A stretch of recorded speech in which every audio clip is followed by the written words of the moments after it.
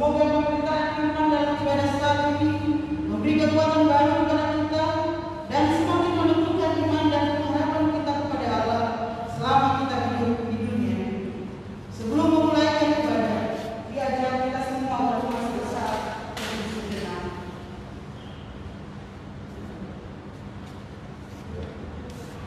Dengan mengucapkan selamat beribadah di bulan Jumat.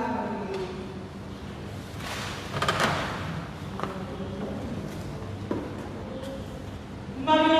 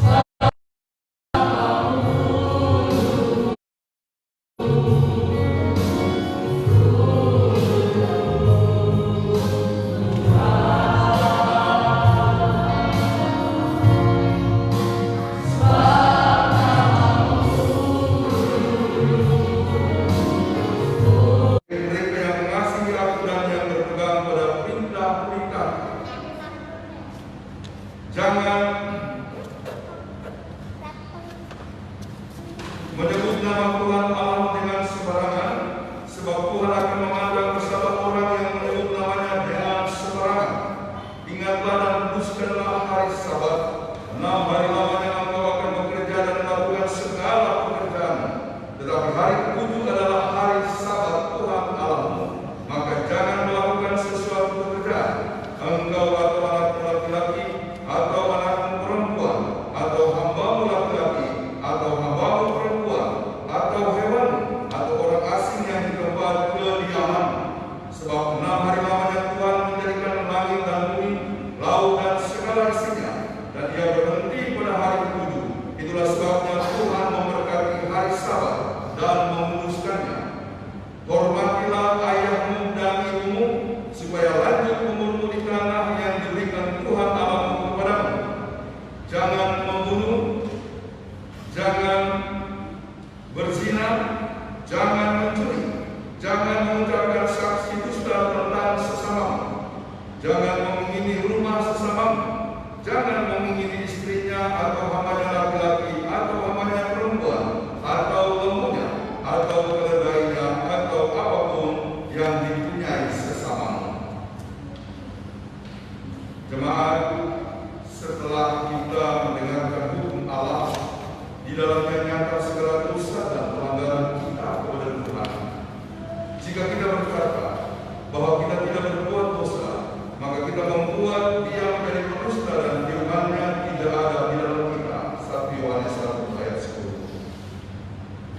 Diberi kesempatan kepada jemaat untuk mengakui dosanya secara pribadi.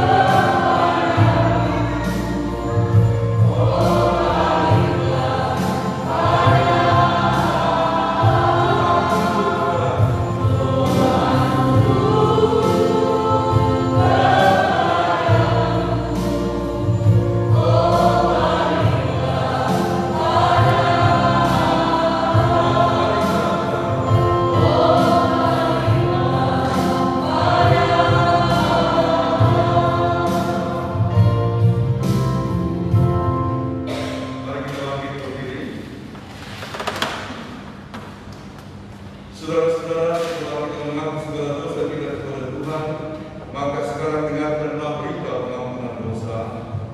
Dalam hal inilah kasih Allah dinyatakan di tengah-tengah kamu, yaitu bahwa Allah telah mengutus anaknya yang tunggal ke dalam dunia, supaya kita hidup olehnya. Inilah kasih itu, bukan kita yang telah mengasihi Allah, tetapi Allah yang telah mengasihi kita dan yang telah mengutus anaknya sebagai pendamaian bagi dosa-dosa kita. 1 Yohanes 4 ayat 9 sampai 10.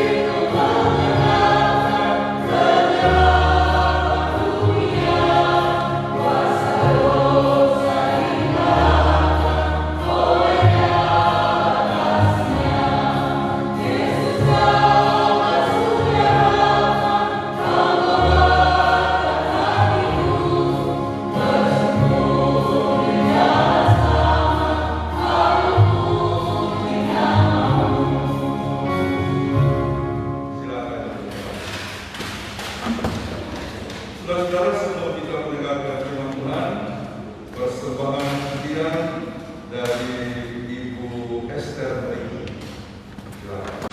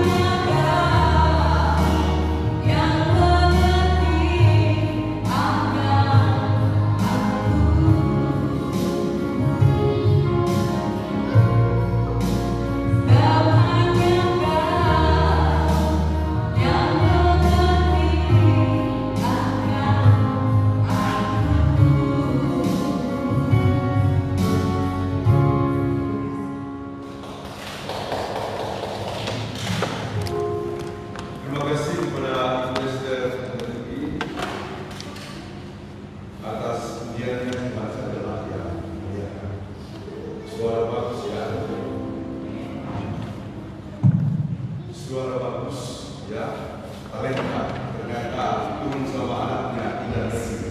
Jadi sebentar lagi sebuah duet ya. Baik, kita mempersiapkan diri untuk membaca dan merenungkan firman Tuhan.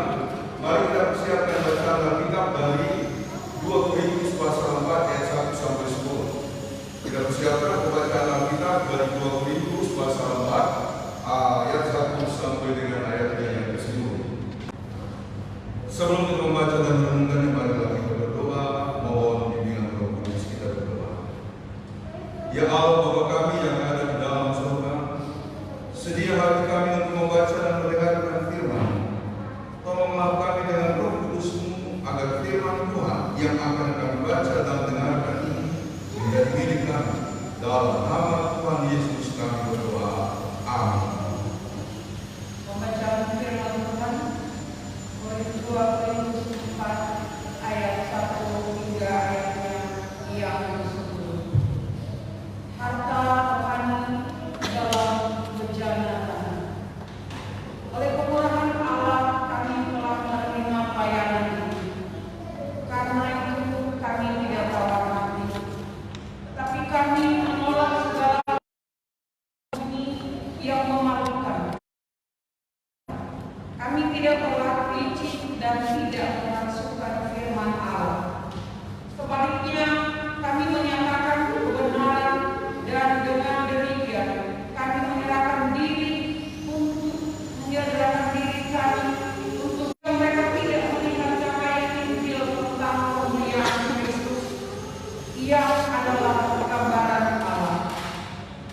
Sebab bukan diri kami yang kami beritakan, tetapi Yesus Kristus sebagai Tuhan dan diri kami sebagai hamba karena kehendak Yesus. Sebab Allah yang telah berfirman, dari dalam gelap akan terbit terang. Ia juga yang membuat terangnya bercahaya di dalam hati kita, supaya kita beroleh terang dari pengetahuan tentang kemuliaan Allah yang nampak pada wajah Yesus. Tetapi kata-kata ini kami punyai dalam bejana kalian, supaya nyata bahwa kekuatan yang melimpah-limpah itu berasal dari Allah, bukan dari diri kami. Dalam segala hal kami ditindas, namun tidak terjepit. Kami habis akal, namun tidak putus asa. Kami dianiaya, sendirian. Kami dilepaskan, namun tidak binasa. Kami senantiasa membawa kematian Yesus di dalam tubuh kami, supaya kehidupan Yesus juga menjadi nyata di dalam. Bagi yang mereka mendengarkan firman Allah dan yang memeliharanya. Haleluya.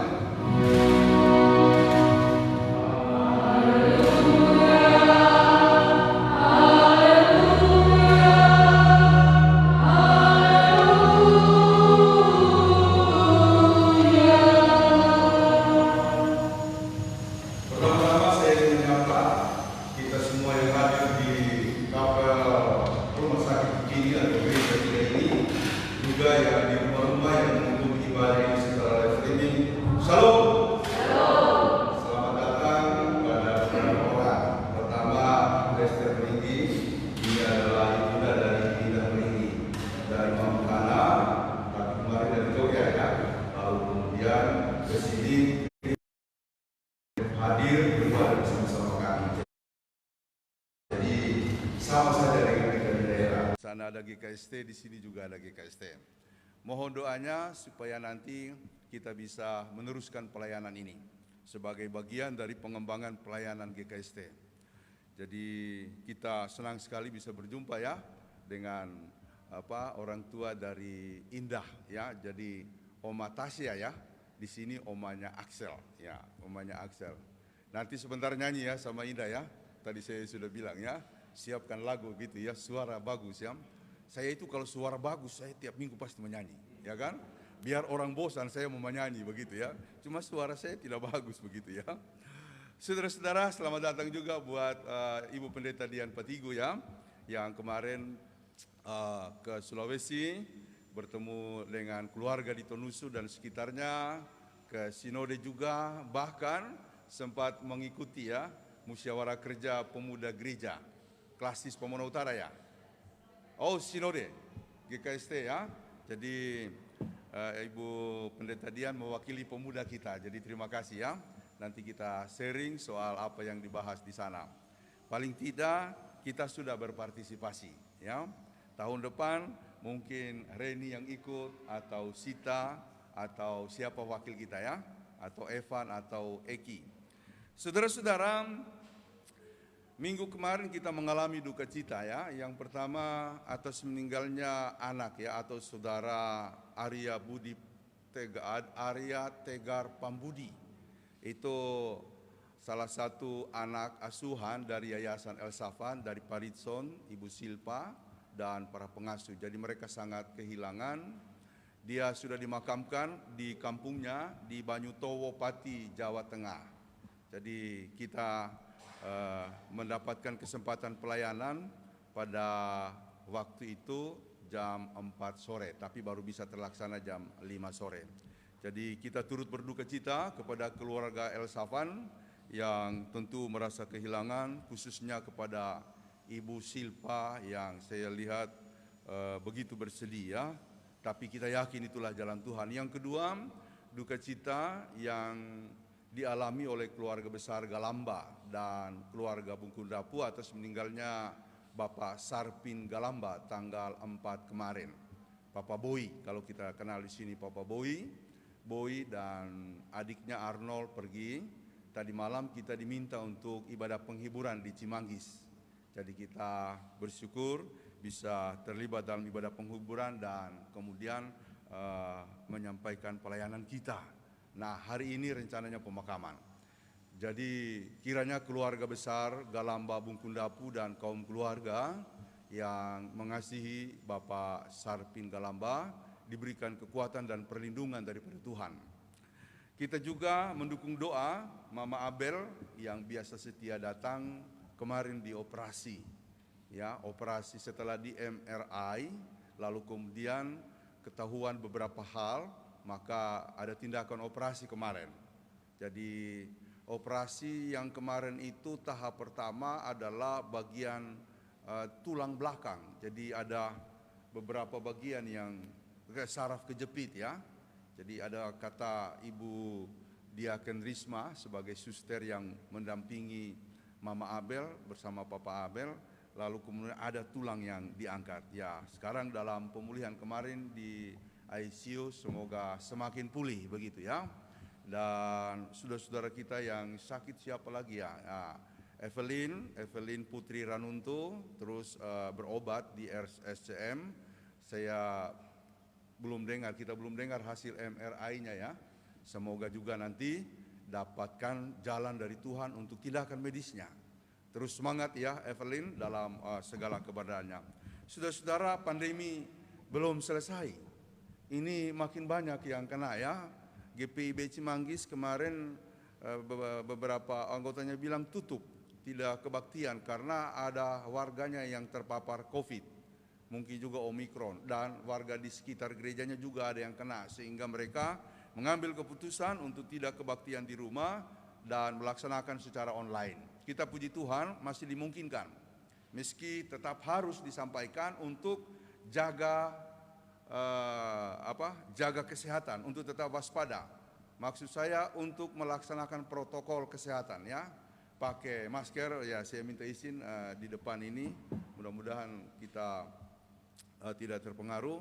Lalu kemudian mencuci tangan ya, bawa hand sanitizer ya, hand sanitizer. Lalu kemudian tapi jangan kayak siapa kemarin, Imran ya. Imran waktu di rumah, dia kan waktu itu ada gejala-gejala flu, dia rasa nggak enak, akhirnya hand sanitizer itu di sampingnya. Nah, lalu Mama Butet bilang ini ada obat yang disemprot ke mulut begitu ya. itu dipakai. Jadi dia tidur, pada waktu dia bangun dia pengen nyemprot gitu ya, dia salah ambil, dia ambil hand sanitizer, dia semprot di mulutnya. Oh, dia kaget, ini rasanya bagaimana. Dia bilang, "Tante, kok rasanya beda?" Terus dia perhatikan, ya hand sanitizer yang dia angkat, bukan obat semprot yang diberikan oleh Mama Butet. Jangan sampai begitu ya. Kadang-kadang lata kan, ambil sesuatu langsung disemprot, tapi jangan di mulut ya, di tangan saja. Saudara-saudara, tetap jaga kesehatan ya. Ini bulan Februari,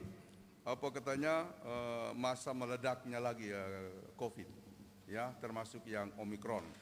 Oleh karena itu ya, kita tetap memperhatikan semua yang dianjurkan oleh pemerintah untuk menjaga segala sesuatu, terutama protokol kesehatan ya.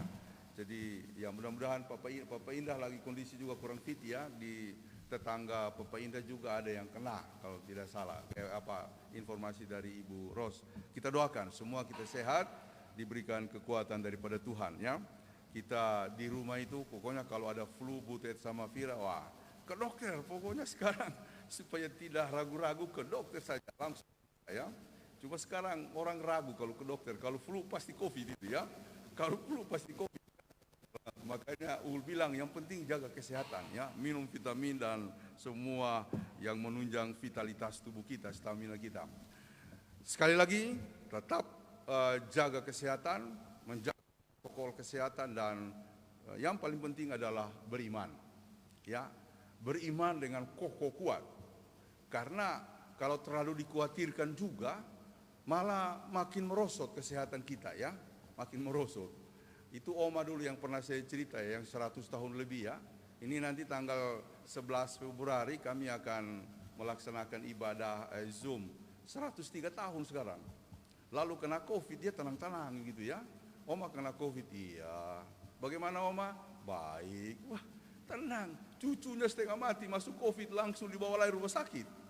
Ya, padahal cucunya itu badan bagus ya, suka olahraga, malah itu yang parah. Oma tenang-tenang aja, ini mau 103 tahun. Ya, 103 tahun. Ada dua nanti yang mau dirayakan. Yang pertama itu 100 tahun. Oma Marianto itu 100 tahun, tapi dia tanggal 22. Kemarin pihak keluarga sudah hubungi Pepin, datang ya, pimpin ibadahnya ya. Karena dulu-dulu kan sering kita layani, 100 tahun mesti datang ya. 100 tahun mesti baku 100 tahun. Jadi itu ada dua orang.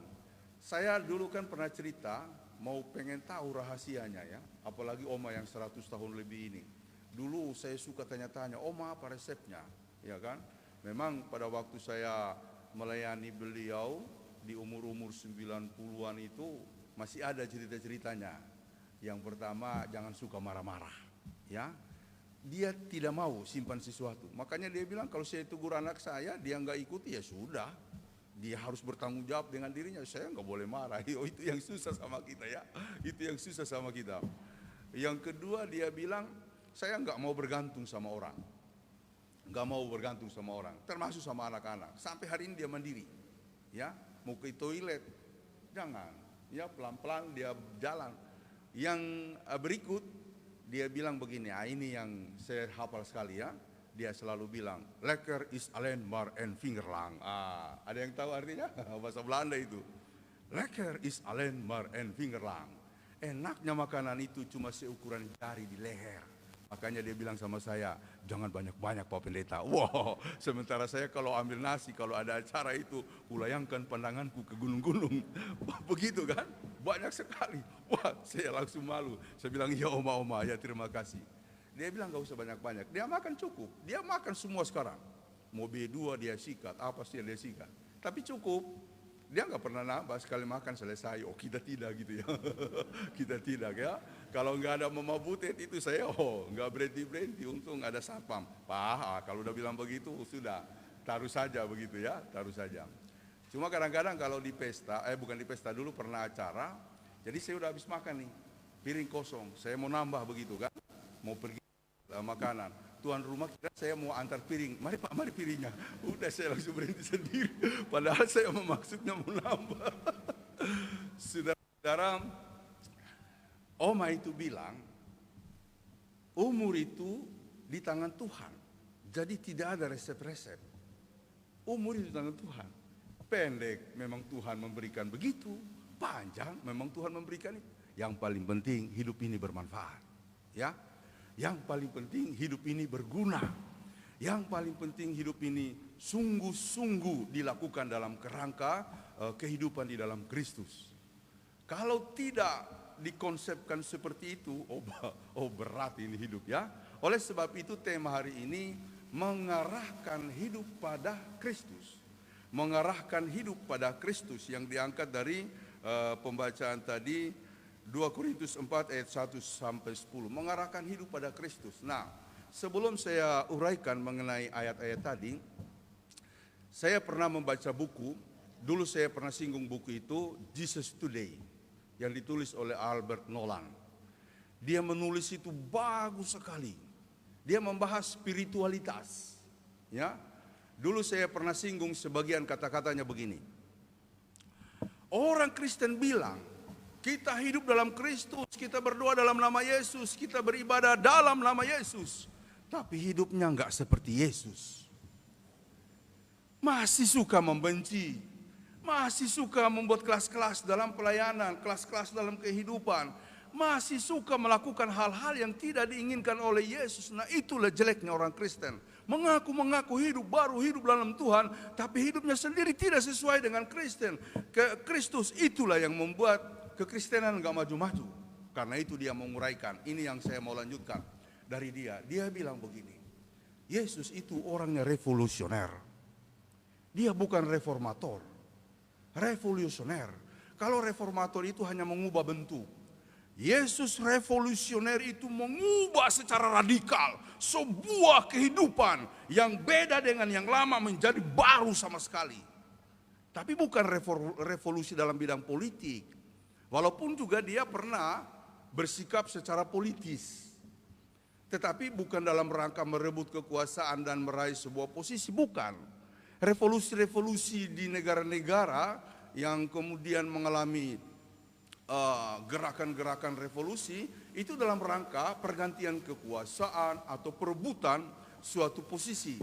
Yesus bukan, dia bukan revolusioner dalam arti seperti itu. Dia revolusioner dalam arti kasih Allah yang dia tancapkan sepenuh-penuhnya. Sepenuh-penuhnya, karena itu dia mulai menjabarkan. Yang pertama-tama, Yesus itu tidak bisa. Kamu dari dunia, aku dari atas. Karena itu dunia tidak bisa tidak bisa menangkap dan mengikat aku. Saya suka sekali perenungan-perenungan dia di bidang spiritualitas. Karena ada beberapa langkah yang dia jelaskan. Kalau kita mau mengikuti Yesus, nggak ada kompromi dengan apapun yang disebut dengan kejahatan. Bahkan juga kita akan bersikap kritis kalau ada kesalahan. Mau dia pejabat gereja mau dia orang-orang tua kita namanya salah, itu dia perbarui. Kalau tidak, berat. Makanya dia memberikan contoh, tidak mungkin kain baru ditempelkan pada kain lama. Kain lama akan sobek. Tidak mungkin anggur baru ditaruh dalam kantong kulit tua. Itu kantong kulit tua akan sobek. Yang baru hanya bisa diterapkan kepada suatu komitmen-komitmen baru atau hidup yang penuh dengan prinsip-prinsip baru. Jadi kalau mau belajar atau mau hidup seperti itu, seperti Yesus, ya tidak bisa mau bilang disiplin tapi ragu-ragu, atau mau bilang maju dalam pelayanan tetapi tidak komit. Tidak bisa. Harus sungguh-sungguh. Kemudian yang berikut yang dia jelaskan dalam kaitan dengan spiritualitas Kristiani yang revolusioner itu adalah kasih Yesus itu radikal. Ya, enggak tanggung-tanggung, ya. Enggak tanggung-tanggung. Saya kalau baca bukunya dia malu saya, Pak. Malu. Ya, kita kadang-kadang mau melayani masih ada pikiran-pikiran duniawi. Oh deh, ada kule oraneo, apa yang saya mau dapat kalau saya melayani, ya. Kita belum sanggup. Saya sendiri juga malu kadang-kadang kalau baca. Apalagi kalau baca prinsipnya Paulus. Paulus mengikuti Yesus, ya. Tidak mikir upah begitu, ya. Itu ayat yang selalu terngiang-ngiang di kepala saya. Wah, Paulus ini luar biasa, ya. Kita masih memikirkan apa yang kita dapat. Kalau Paulus tidak, Ya, memang aku berhak mendapatkan semua itu kalau aku mengikuti keinginan dagingku. Tapi aku tidak berpikir dari kedaginganku, karena itu apa yang diberikan oleh Tuhan sebagai tugas untuk pelayanan adalah tanggung jawab untuk memberitakan Injil. Lalu dia sendiri mengajukan pertanyaan, kalau begitu apakah upahku? Upahku ialah kalau aku boleh memberitakan Injil, itu sudah lebih daripada cukup. Saudara-saudara, makanya dia hidup. Cuma kita kadang-kadang was-was begitu. Apa iya saya bisa hidup pakai caranya Paulus? Saya masih butuh uang, Pak. Saya masih butuh transfer, Pak. Tapi Paulus telah membuktikan bahwa dengan sungguh-sungguh dia hidup, dia berkembang. Saya senang waktu sidang kemarin, sidang sinode di Beteleme, sidang sinode yang ke-47, ketika orang, bahkan termasuk saya ya, membahas mengenai gereja dari sisi ekonominya, dari sisi manajerialnya dan yang lain-lain. Ada pendeta klasis ya, pendeta klasis dari Beteleme yang sebelum-sebelumnya suka saya telepon untuk diskusi banyak hal. Pendeta Asni Dunggurio. Dia bicara waktu itu, bapak-bapak, ibu-ibu, saya senang mendengar pembahasan kita tentang gereja ini mau dibawa kemana. Kita boleh perkuat dari sisi ekonominya, dari sisi manajerialnya, bahkan sampai ke yang lain-lain. Tetapi lupakah bahwa bapak ibu, bahwa kita gereja, yang terpenting dari gereja adalah imannya bertumbuh atau tidak. Bertumbuhkah iman itu di GKST atau tidak? Karena kalau imannya bertumbuh, kalau iman bertumbuh, ekonomi pasti maju. Yang lain-lain pasti akan kokoh kuat. Saya tersentuh betul dengan kata-kata itu. Saya suka sekali dengan apa yang dia uraikan. Dan teman-teman, saya punya keyakinan, lagi-lagi ya, maaf saja ya, lagi-lagi. Kalau kita belajar dari orang-orang GBI, itu mereka punya iman kuat, gerejanya maju kan? Lalu kita bertanya-tanya, pasti mereka ini kong kali kong dengan pengusaha, karena banyak pengusaha yang hadir di kalangan-kalangan mereka. Ternyata bukan soal kong kali kong, melainkan bagaimana mereka fokus pada pelayanan, berjuang mempertaruhkan hidup. Contoh, Yakub Nahuwai, Stephen Tong, Niko Nyoto Raharjo, Gilbert Lumindong. Itu awal-awalnya ketika mereka melayani pasang badan. Makanya orang-orang itu bantu. Ya, kira-kira kalau dengar cerita Pak Ritson ya, ketika dia memulai mendidik anak-anak, yang pertama itu dulu dibawa ke dia, masih umur 5 tahun itu si Arya Tegar Pambudi yang meninggal kemarin. Dia bilang, wajah, bagaimana saya mau bina? Saya juga nggak punya penghasilan. Ya, baru kemudian pelayanan juga waktu itu belum sepadat yang sekarang ini. Tetapi karena sudah diantar, dia siap melayani. Arya Tegar Pambudi, lalu kemudian si Johannes, lalu kemudian si Junjun, mereka berkomitmen dengan Ibu Silpa, lalu melayani, dan kemudian mereka tidak memikirkan apa yang mereka dapat.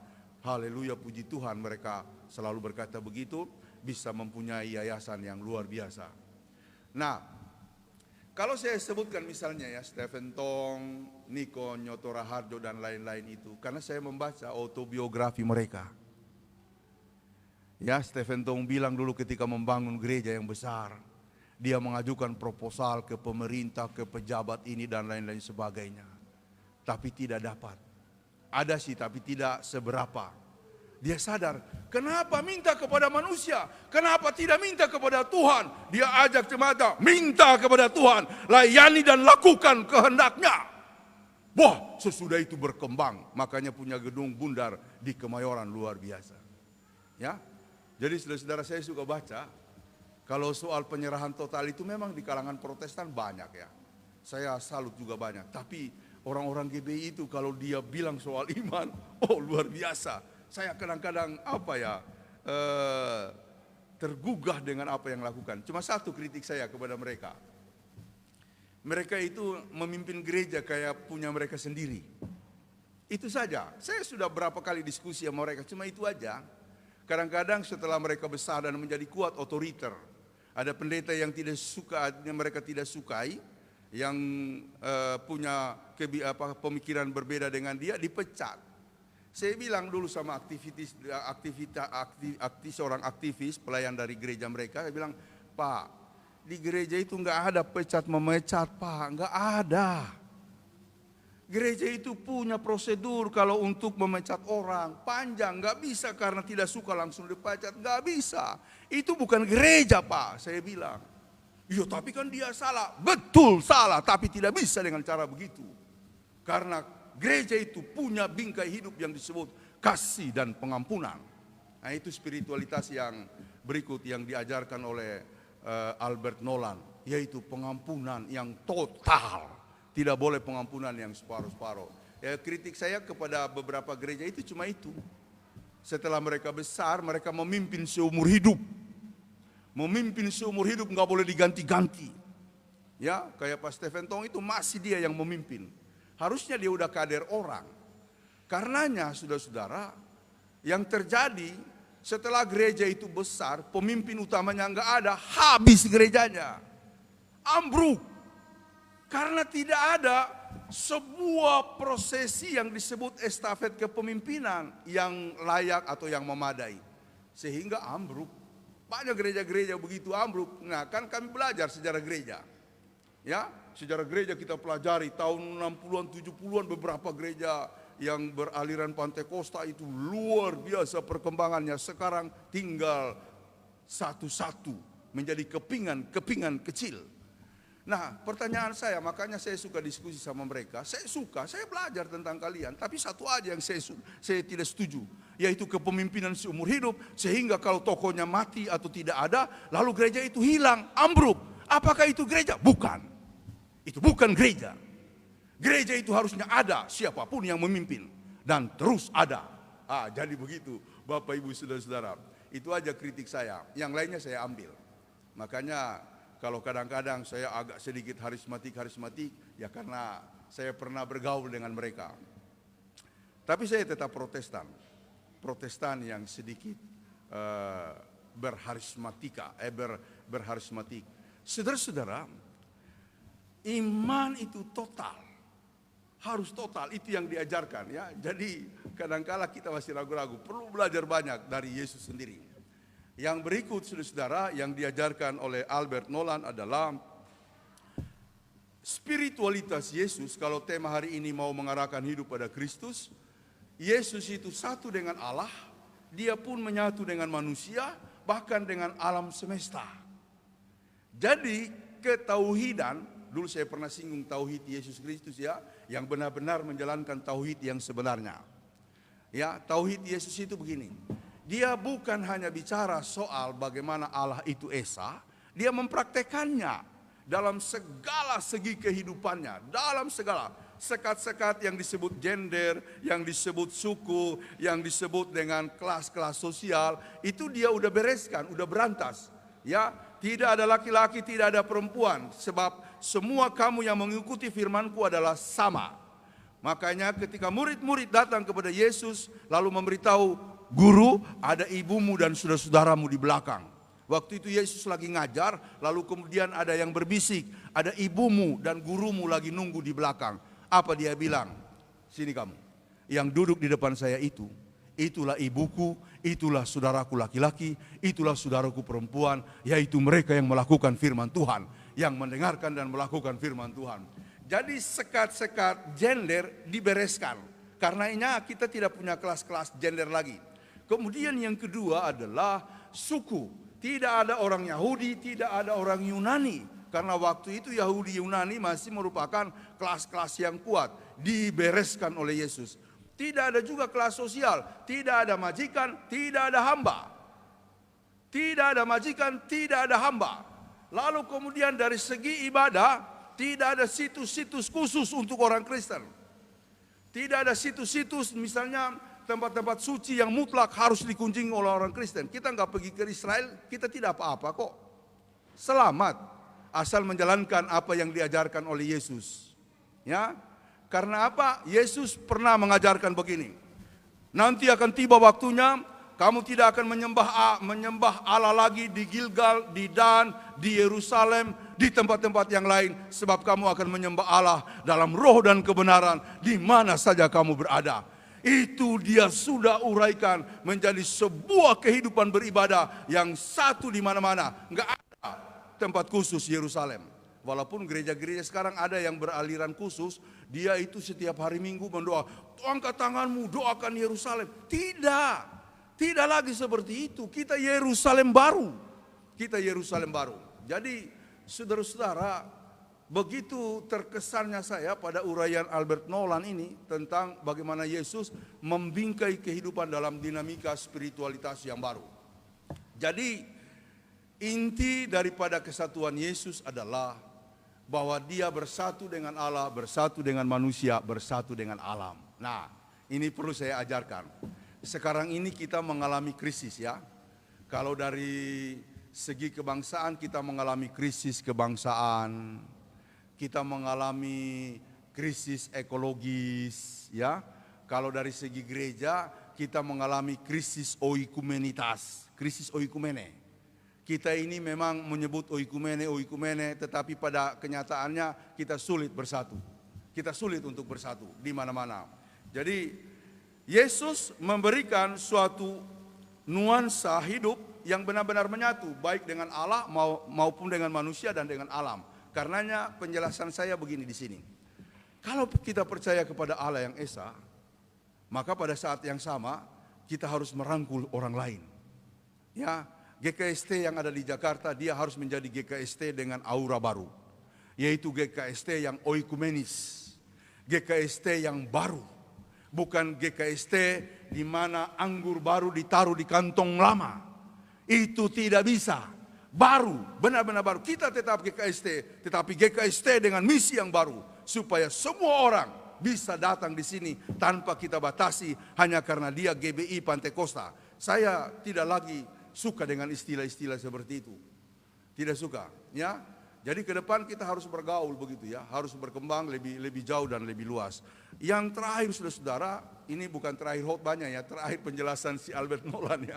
Ya kan, masih panjang penjelasan saya. Belum saya ulas nanti mengenai 2 Korintus 4 ayat 1 sampai 10. Dari Nolan, dia mengatakan Yesus memberikan pengampunan tanpa batas. Dia melepaskan pengampunan yang benar-benar totality.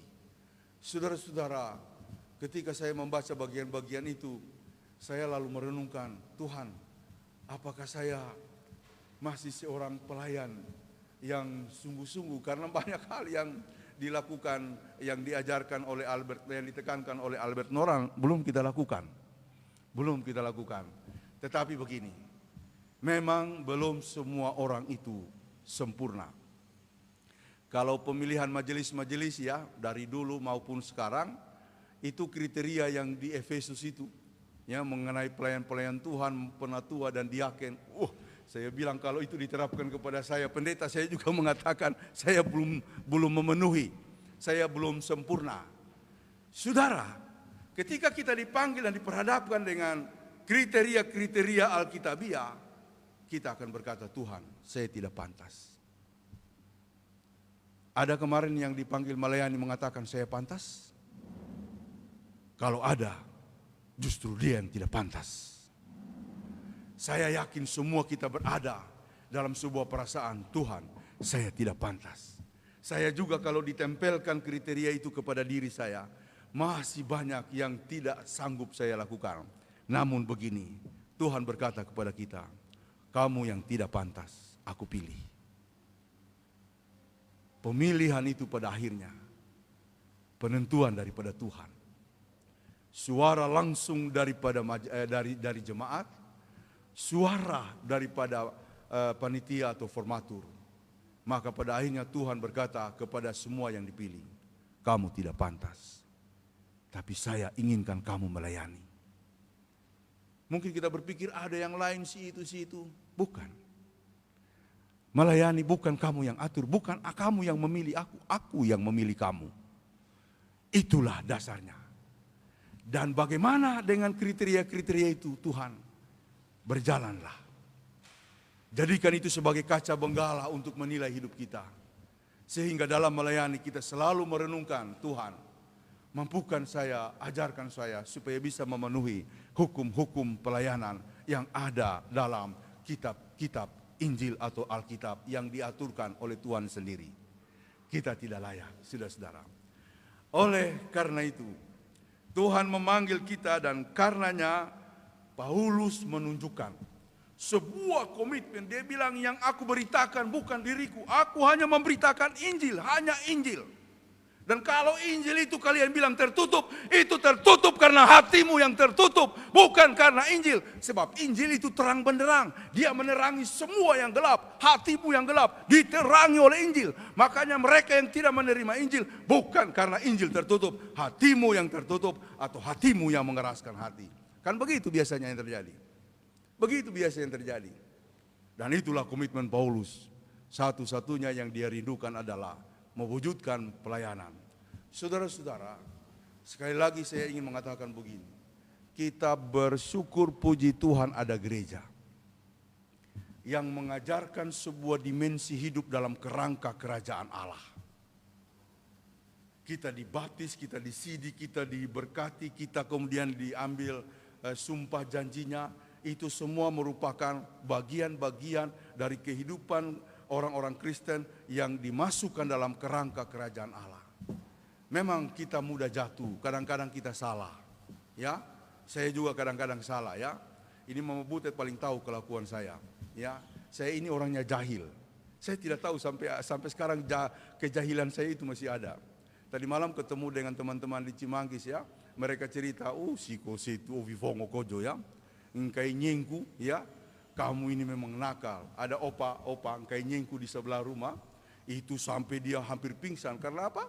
Saya ambil ban pinggang, saya taruh di sebelah sana, saya taruh tali itu, dia lewat tengah malam, saya tarik. Itu engkai nyengku kaget dikira ular, dia lari lompat-lompat. Itu sampai hari ini engkai nyengku tidak tahu, yang engkai nyengkunya sudah meninggal ya. Kejahilan-kejahilan yang lain masih banyak saya lakukan ya.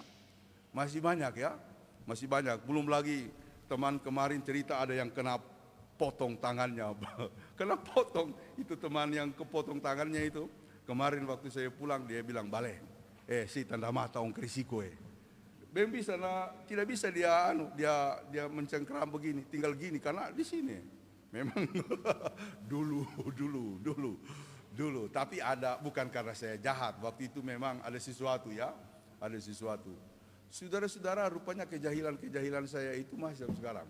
Ya, saya kalau masuk di parkiran tertentu, kan dulu ada parkiran, saya nggak usah bilang di mana. Saya bilang, Mas, ini hujan, bilanglah bosmu ini pasang atap supaya kalau kita ngasih duit kita nggak kena hujan basah. Bulan berikut saya datang belum dia pasang. Dia bilang, Mas, udah bilang? Pak, belum bilang. Sudah saya kasih uang parkir. Ada beberapa lembar, saya kasih jatuh di bawah. Saya kasih jatuh di bawah, ya kan? Saya kasih jatuh di bawah. Ya. Aduh maaf Mas, saya ambil ya. Lalu kemudian si yang jaga di piket parkir, nanti saya aja, nanti aja. Udah dia kumpul banyak uang-uang yang receh-recehan. Saya kasih jatuh. Saya ditegur sama Butet, Pak jangan begitu dong, kasihan dia. Itulah kejahilan saya ya. Saya ya kita belum ada yang sempurna, masih penuh dengan dosa, masih penuh dengan kelemahan. Tapi itulah yang kemudian kita harus pelajari dari Paulus. Dia mengatakan, bukan diriku yang kami beritakan, tapi Injil. Karena itu dia komitmen, dia sungguh-sungguh melayani, dia sungguh-sungguh di dalam Tuhan, dia sungguh-sungguh bekerja bagi Tuhan. Karena itu dia mengatakan, dalam segala hal kami ditindas namun tidak terjepit. Kami habis akal namun tidak putus asa. Kami dianiaya namun tidak ditinggalkan sendirian. Kami dihembaskan namun tidak binasa. Kami senantiasa membawa kematian Yesus di dalam tubuh kami, supaya kehidupan Yesus juga menjadi nyata di dalam tubuh kami. Jadi saudara-saudara, dia mengarahkan hidupnya kepada Kristus sepenuh-penuhnya sampai dalam penderitaannya. Menderita ini kalau tidak pakai kacamata iman, berat. Orang namanya manusia, namanya kita sebagai manusia, itu selalu berpikir begini. Yang suka kita, yang menyenangkan kita suka, yang jelek-jelek kita tidak suka. Makanya itu terbawa sampai di pelayanan-pelayanan kita. Kalau rumahnya tidak bagus, tidak kita kunjungi. Ya, dalam kerukunan-kerukunan atau ibadah-ibadah wilayah begitu. Kalau di rumah si A karena dia posisinya bagus, keluarganya kaya, rame-rame datang. Ya, rame-rame datang. Ya, bahkan tidak diundang juga datang. Iya kan? Tidak diundang juga datang, ya. Termasuk saya ya. Oh, saya tahu pasti makan di situ. Datang, ya kan? Datang. Tapi coba dibilang, ya baktian minggu depan di rumah si si Imran ya, kita ambil contoh Imran. Imran Batelemba Bonde, berejela. Oh, setelah dia pulang di Amerika, boy, semua mengaku saudara. Imran, ya aku tamamu, saya omnya kamu. Iya kan? Iya, saya lihat di Facebook tuh, saya bilang Imran jadi artis sekarang. Padahal dulu tidak pernah dibilang begitu. Pernah begitu. Sama dengan mama saya dulu bilang. Mama saya bilang setelah kita kuliah toh sudah mulai mulai melayani, kalau ketemu orang, ince ma papamu, ince ma inemu, ini wajah banyak tahun taninya si kosetu. Banyak tahun taninya kita sei musuh, mereka jela-jela muri benua. Saya bilang sama mama, ini nato ingkai sinjau ngena komi pinoana baranja, ne mulu pedonge kakede. Nemo nu pedonge ka. Ane nato kasang komponyo owi mapari katubuk dan adadu yaku bere ka ma-inya.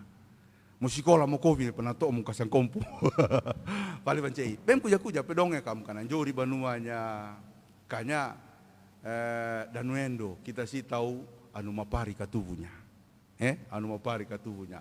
Wali nemo nu lulu engko anu bemadago lese muka tubu wa angkasang kompo anu ubi mapari ne penjunda dadu ne wance siko ridompu potetalamu masusa katubunya kayasi au unjung dadu dan jundu dadu dan tulungi dan wai kebanjaan anu bisa nuwaika.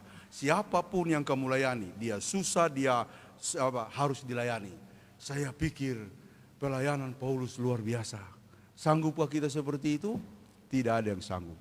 Tapi kalau roh Tuhan ada di dalam hati kita, maka perlahan-lahan kita akan di-upgrade. Ya, jangan cuma upgrade handphone dengan komputer ya. Minta Tuhan meng-upgrade supaya peringkat kita dari pentium ya, mungkin sebelum pentium apa namanya dulu? Ya. Dulu kan sebelum pentium ada istilahnya itu ya. Baru pentium 1, pentium 2, pentium 3, pentium 4, saya kira tidak tahu lagi pentium apa ya. Saudara-saudara, minta Tuhan mengupgrade kita makin lama makin kokoh di dalam Tuhan.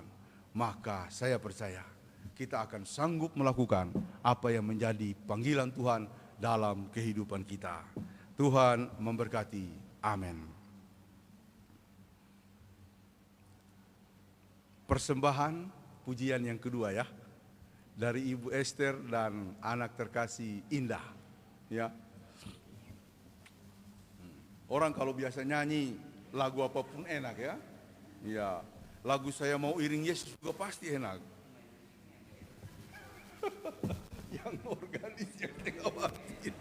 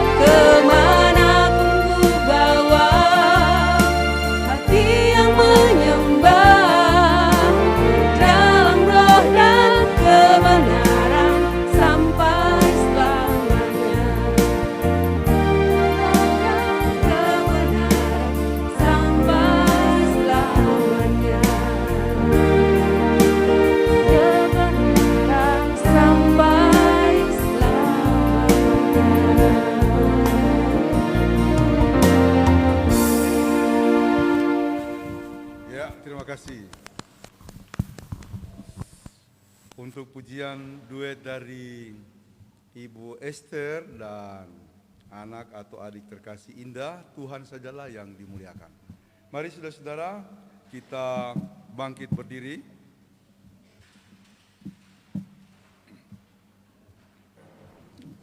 Bersama-sama dengan sekalian orang percaya di segala tempat dan sepanjang zaman, marilah kita ikrarkan iman kita menurut pengakuan iman rasuli demikian.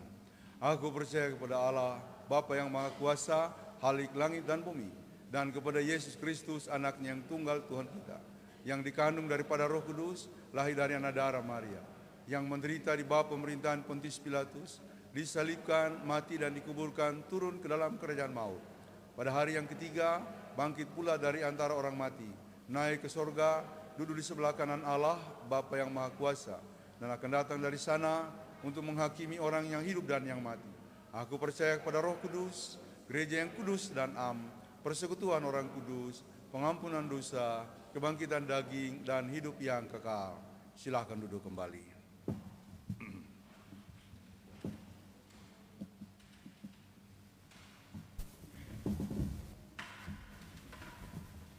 Jemaat, setelah kita dilayani oleh pemberitaan firman, maka sekarang marilah kita memberikan persembahan syukur kita kepada Tuhan sambil mengingat firman ini. Siapa yang mempersembahkan syukur sebagai korban, ia memuliakan aku. Siapa yang jujur jalannya, Allah akan kuperlihatkan kepadanya. Mazmur 50 ayat 23.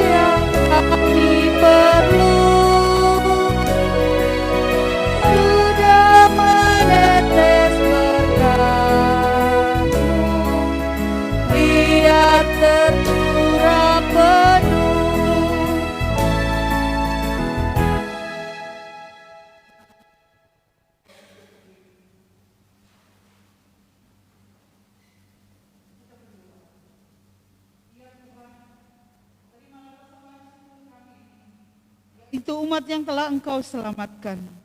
Ubahlah benda menjadi pekerjaan demi kelebaran kerajaan-Mu. Amin. Silakan duduk.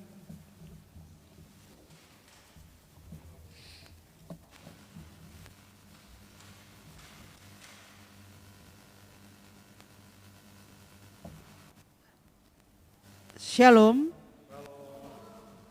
Mohon perhatiannya sejenak untuk beberapa pokok warta jemaat hari ini, Minggu 6 Februari 2022. Diucapkan terima kasih kepada pelayan firman Bapak Pendeta.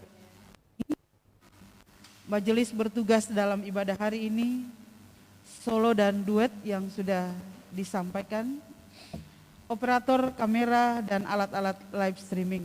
Tuhan memberkati pelayanannya. Mohon dukungan doa dari jemaat sekalian untuk saudara-saudara kita yang berada dalam keadaan sakit maupun dalam proses pemulihan. Semoga jamahan tangan Tuhan memulihkan dan menyembuhkan saudara-saudara kita yang namanya tercantum maupun tidak dalam pokok-pokok doa syafaat. Doa orang benar bila dengan yakin didoakan besar kuasanya. Yakobus 5 ayat 16b. Kebaktian Minggu, hari tanggal Minggu 13 Februari 2022, pukul 10.00 WIB, pelayan firman Bapak Pendeta Phineas Jenjengi. Ibadah minggu depan akan dilaksanakan secara on-site dan live streaming melalui akun Facebook grup GKS. Mohon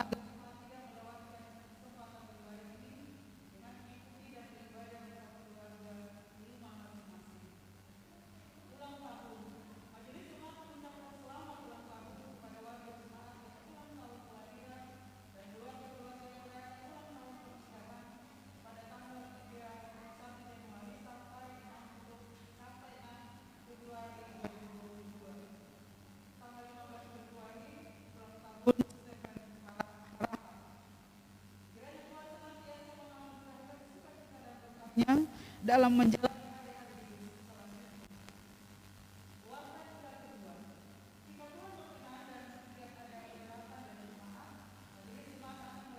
ibadah peneguhan dan pemberkatan nikah bagi calon mempelai Beni Gideon dan Meiti Serli Liedani pada hari Sabtu 12 Februari 2022 pukul 16.00 WIB, tempat Desa Harapan Indah, Bekasi. Majelis jemaat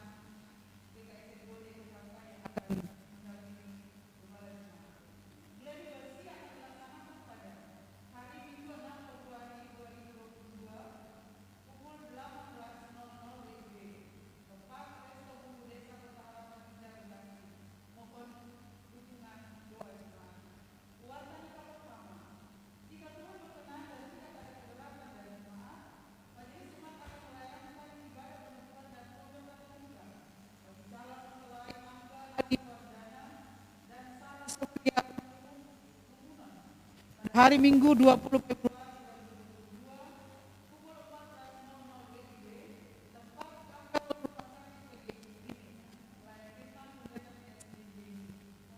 Majelis Jemaat.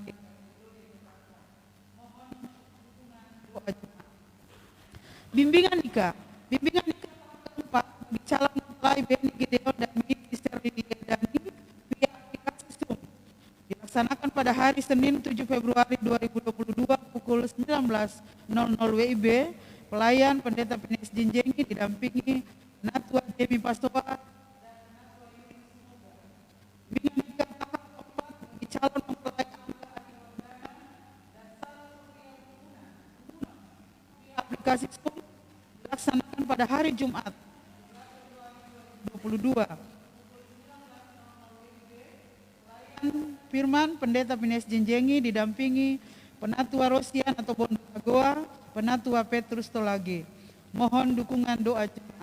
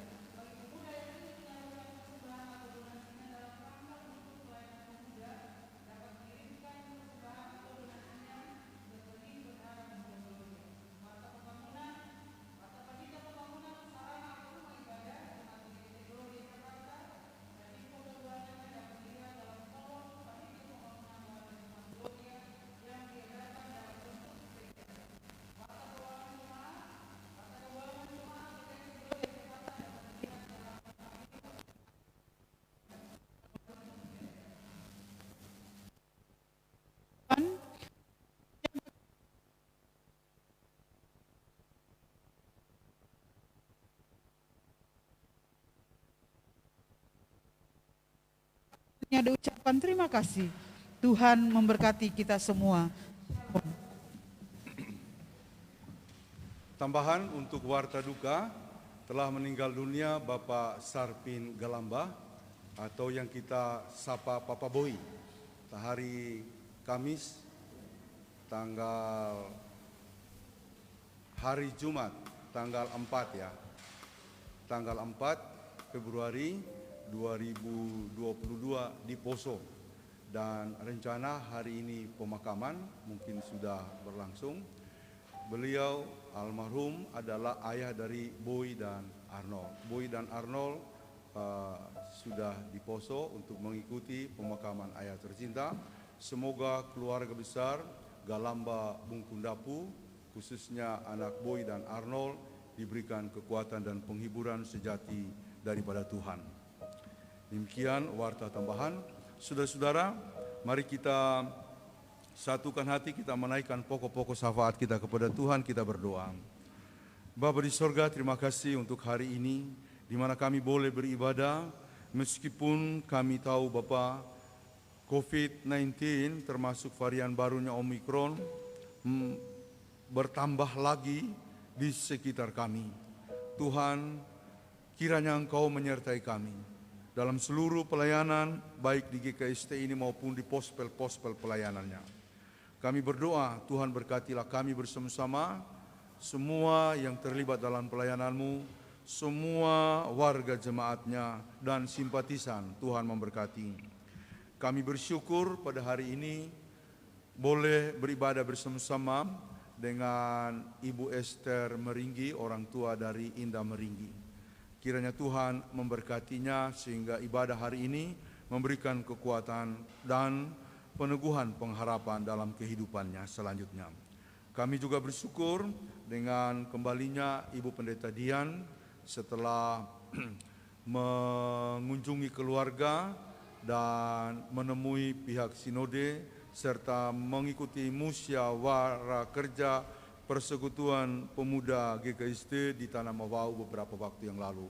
Tuhan memberkati seluruh kegiatan dari Ibu Pendeta Dian dan memberkati juga kelangsungan pelayanan-pelayanannya di GKST Gloria dan di tempat-tempat yang lain. Kami berdoa bersama-sama untuk mereka yang sakit, Ibu Velma Pasoa Walenta, Bapak Rosano Robert Bungkundapu. Kami juga mendoakan hamba-Mu, seorang pendeta GKST yang berobat di Rumah Sakit Ibnu Sina Makassar, yakni Pendeta Oscar Tumonggi. Tuhan tolong dan memberkati. Kami juga mendoakan Saudari Elfri Yanti Kolebam, Saudari Selvi Tunggai, Saudari Evelyn Putri Ranuntu yang sekarang ini ada di Jakarta, dia asal Ponggee, untuk berobat di Rumah Sakit Cipto Mangunkusumo.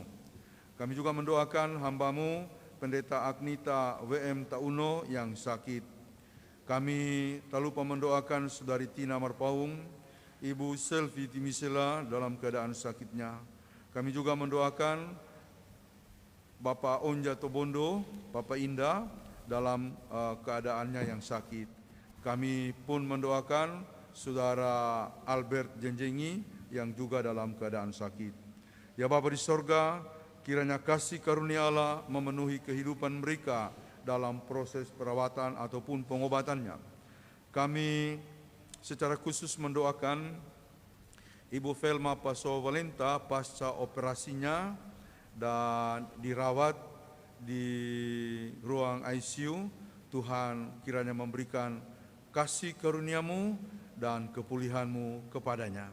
Kami mendoakan saudara-saudara yang dalam pemulihan, Saudara Willy Bow, Saudara Marcel Mangela, Bapak Hans Tondawani, Bapak Aan Toli, Bapak Pendeta M.Y. Kasodu, Bapak Yare Mosepe, dan juga Bapak Pendeta M. Cenubi. Tuhan memberkati dan menguatkan mereka. Ya Bapa di sorga, kami mendoakan orang-orang tua kami di lingkungan pelayanan kami, juga orang-orang tua kami dimanapun berada, dekat maupun jauh dari kami, dari tempat ini kami berdoa Tuhan menyertai dan menolong mereka. Kami mendoakan keluarga-keluarga kami di mana saja berada, Tuhan kiranya menyertai mereka. Kami mendoakan yang berulang tahun tanggal 5 Februari 2022, Kemarin Stephen harahap kiranya kasih Allah akan dikukuhkan dalam kehidupannya dalam rangka menjalani usia yang telah diterima daripada Tuhan. Kami berdoa untuk semua keluarga-keluarga yang mengalami pergumulan, kesulitan-kesulitan, baik kesulitan ekonomi dan juga kesulitan-kesulitan lainnya. Kami mendoakan mereka, tolonglah ya Bapa, sehingga mereka dapat menghadapi setiap pergumulannya. Kami mendoakan pelayanan pemuda, Tuhan memberkati pengurus, Tuhan memberkati anggota-anggotanya. Kami mendoakan anak-anak kami dimanapun berada, Tuhan memberkati pertumbuhannya, studinya di wilayah Jakarta, Jawa maupun di luar Jawa, termasuk di luar negeri. Tuhan Engkau memberkati mereka. Kami berdoa Tuhan memberkati saudara-saudara kami yang sedang berlayar. Tuhan lindungi mereka di tengah samudra ataupun di tempat di mana mereka berlabuh. Tuhan menyertai mereka. Tuhan memberkati panitia pembangunan. Tuhan juga memberkati panitia pemilihan majelis yang baru. Tuhan memberkati seluruh calon majelis baru yang akan mengikuti pembinaan tanggal 19 dan 26 Februari. Tuhan memberkati Ketua Umum Sinode GKST yang akan datang melaksanakan pelayanan pengurapan bagi calon majelis yang baru pada tanggal 27 Februari mendatang. Tuhan menyertai. Berkati pelayanan pospel kami Bapa. Tuhan memberkati pospel Cibubur dan pelayanan Ibu Pendeta Agnita WM Tauno, pelayanan pospel Bekasi dengan hambamu Pendeta Henry Bulur. Tuhan memberkati semua warga yang ada di pospel-pospel ini. Tuhan memberkati bangsa dan negara kami, pemerintah dari pusat sampai ke pelosok-pelosok. Tuhan memberkati para aparat, Tuhan memberkati para tenaga medis, Tuhan memberkati langkah-langkah yang ditempuh oleh pemerintah maupun lembaga-lembaga otoritatif dalam rangka memberantas dan melawan COVID-19 serta varian barunya Omikron. Tuhan berkati daerah kami di Sulawesi Tengah, Sulawesi Selatan.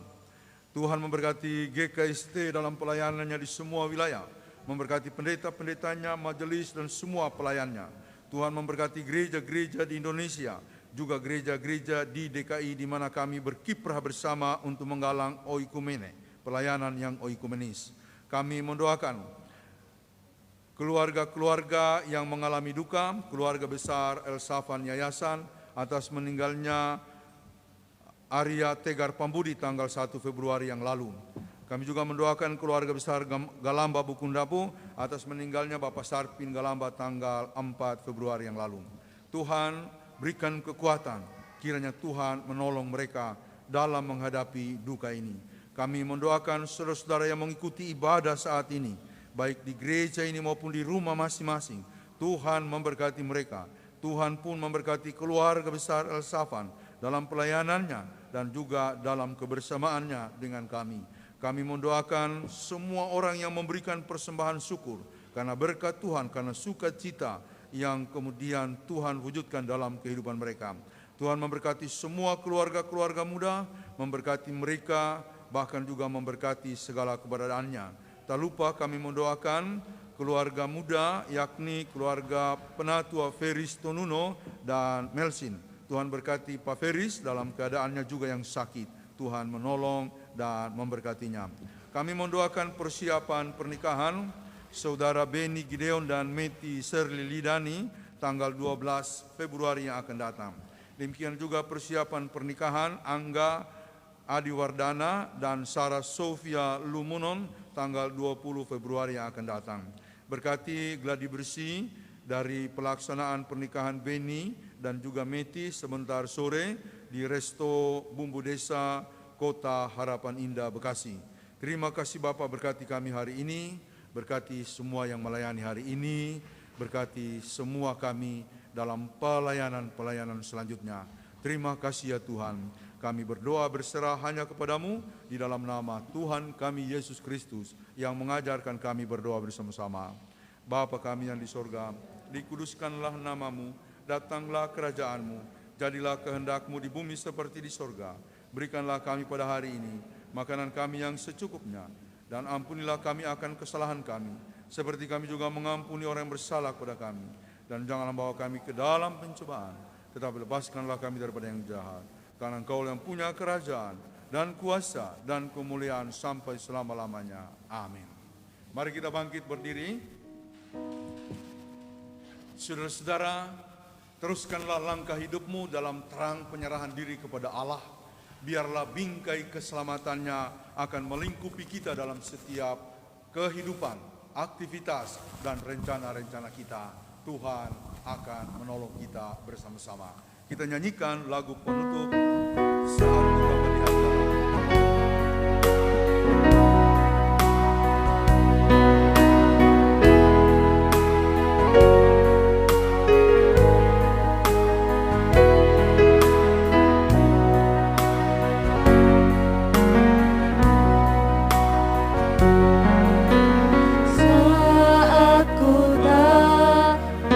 melihat jalan.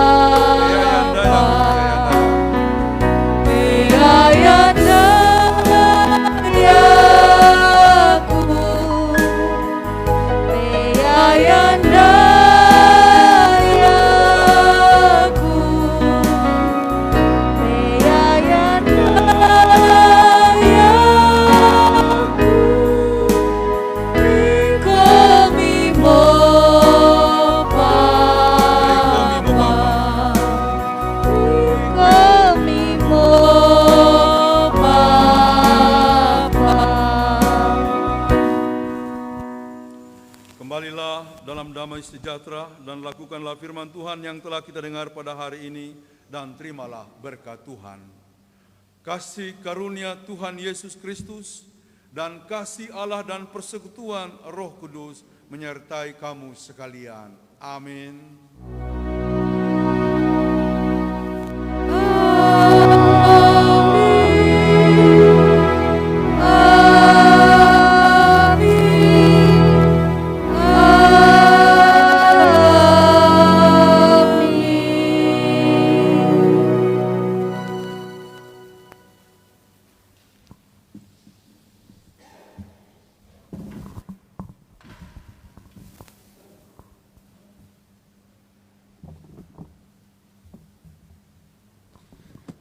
Jemaat silakan duduk. Atas nama Majelis Jemaat Gloria Jakarta mengucapkan terima kasih atas kehadiran Bapak Ibu sekalian dan selamat hari Minggu. Tuhan Yesus memberkati kita semua. Shalom. Shalom.